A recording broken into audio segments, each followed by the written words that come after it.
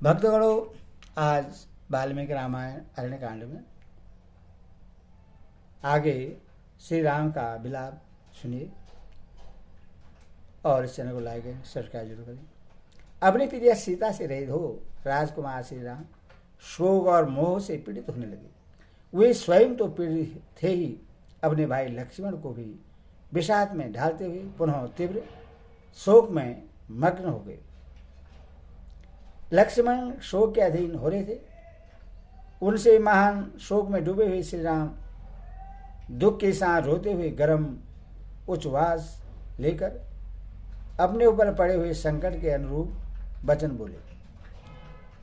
सुमित्रानंदन, मालूम होता है मेरे जैसा पराक्रम, मेरे सा पाप कर्म करने वाला मनुष्य इस पृथ्वी पर दूसरा कोई नहीं है, क्योंकि एक के बाद दूसरा शोक मेरे हृदय प्राण और मन को विदीर्ण करता हुआ लगातार मुझ पर आता जा रहा है। निश्चय ही पूर्व जन्म में मैंने अपनी इच्छा के अनुसार बारंबार बहुत से पाप कर्म किए हैं। उन्हीं में से कुछ कर्मों का यह परिणाम आज प्राप्त हुआ है, जिससे मैं एक दुख से दूसरे दुख में पड़ता जा रहा हूं। पहले तो मैं राज्य से वंचित था, फिर मेरा स्वजनों से वियोग हुआ, तत्पश्चात पिताजी का परलोकवास हुआ, फिर माता से भी मुझे बिछोड़ जाना पड़ा। लक्ष्मण, ये सारी बातें जब मुझे याद आती हैं तब मेरे शोक के वेग को बढ़ा देती हैं। लक्ष्मण, वन में आकर कलेश का अनुभव करके भी यह सारा दुख सीता के समीप रहने से मेरे शरीर में ही शांत हो गया था, परंतु सीता के वियोग से वह फिर उद्रिक्त हो उठा है। जैसे सूखे काठ का सहयोग पाकर आग सहसा प्रज्वलित हो उठती है। हाय, मेरी श्रेष्ठ स्वभाव वाली भीरु पत्नी को अवश्य राक्षस ने आकाश मार्ग से हर लिया। उस समय सुमधुर स्वर में विलाप करने वाली सीता भय के मारे बारंबार विकृत स्वर में करदर करने लगी होगी। मेरी प्रिया के वे दोनों गोल गोल स्तन, जो सदा लाल चंदन से चर्चित होने योग्य थे, निश्चय ही रक्त की कीच में सन गए होंगे। हाय, इतने पर ही मेरे शरीर का पतन नहीं होता। राक्षस की बस में पड़ी हुई मेरी प्रिया का वह मुख तो स्त्रीगण एवं सुस्पष्ट मधुर वार्तालाप करने वाला तथा काले काले घुंघराले केसों के भार से सुशोभित था, वैसे ही श्रीहीन हो गया होगा, जैसे राहु के मुख से पड़ा हुआ चंद्रमा शोभा नहीं पाता है। हाय, उत्तम व्रत का पालन करने वाली मेरी प्रियतमा का कंठ हर समय हार से सुशोभित होने योग्य था, परंतु रक्तभोजी राक्षसों ने सोने वन में अवश्य उससे फाड़कर उसका रक्त पिया होगा।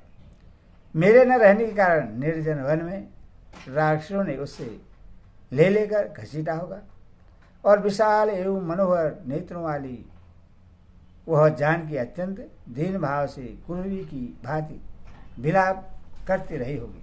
लक्ष्मण, यह वही शिलातल है जिस उदार स्वभाव वाली सीता पहले एक दिन मेरे साथ बैठी हुई थी। उसकी मुस्कान कितनी मनोहर थी। उस समय उसने हंस हंस कर तुमसे ही बहुत सी बातें कही थी। सरिताओं में श्रेष्ठ यह गोदावरी मेरी प्रियतमा को सदा ही प्रिय रही है। सोचता हूँ शायद वह इसी के तट पर गई हो, किंतु अकेली तो वह कभी वहां नहीं जाती थी। उसका मुख और विशाल नेत्र प्रफुल्लित कमलों के समान सुंदर है। संभव है वह कमल पुष्प लाने के लिए ही गोदावरी तट पर गई हो, परंतु यह भी ठीक नहीं है, क्योंकि वह मुझे साथ ले बिना कभी कमलों को पाने नहीं जाती थी।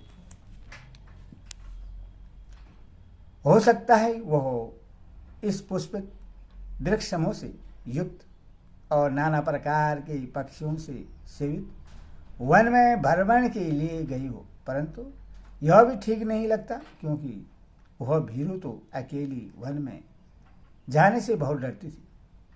सूर्यदेव, संसार में किसने क्या किया और क्या नहीं किया, इससे तुम जानते हो। लोगों के सत्य असत्य, पुण्य और पाप कर्मों के तुम्ही साक्षी हो। मेरी प्रिया सीता कहाँ गई, अथवा उसे किसने हर लिया, यह सब मुझे बताओ, क्योंकि मैं उसके शोक से पीड़ित हूँ। वायुदेव, समस्त विश्व में ऐसी कोई बात नहीं है जो तुम्हें सदा ज्ञात न रहती हो। मेरी कुलपालिका सीता कहाँ है, यह बता दो। वह मर गई, हर ली गई, अथवा मार्ग में ही है।